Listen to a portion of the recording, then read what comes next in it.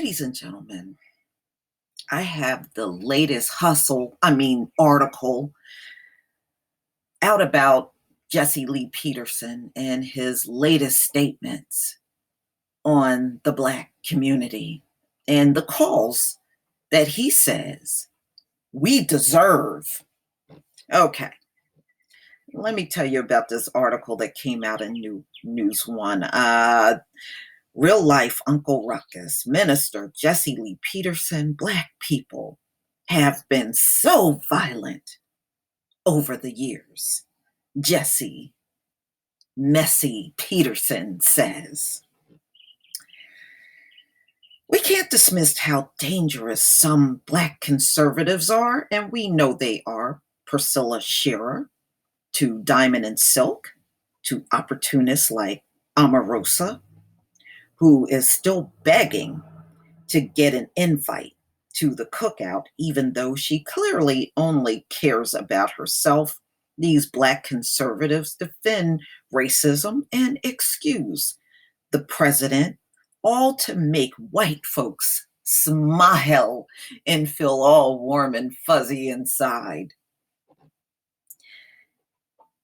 Jesse Lee Peterson is the latest example of this, ladies and gentlemen, while talking about white people calling the police on Black people. The so-called minister said on a right-wing radio show recently, Black people have brought this upon themselves. So he said all the bogus phone calls that are being made on us, we brought this on ourselves, according to Jesse Lee Peterson. But let me go on, ladies and gentlemen. We've seen knockout games. We've seen Black people are going into suburbs. They're robbing and raping and murdering. And rather than stopping it or being corrected, they're blaming it on racism or white people. This is what Jesse says. His tomfoolery continued. So now you have white folks who have no other choice but to look out for themselves when they see a Black person. He said, this is why they're calling, y'all. They're looking out for themselves. Wait a minute. There's more, y'all. There's more. They don't know who you are. That's right, y'all. They're calling the police because they don't know who you are. They don't know you might not be a criminal. They don't know these things, y'all. They don't know that you, a majority of Black people, are out of control, especially when it comes to dealing with white people. Oh, play on, Uncle Ruckus, play on. He added, if you're white, you got to protect yourself. Just deplorable. So this is what Jesse recently said. This 70-year-old man that's been in the world all this time. And this is what he thinks.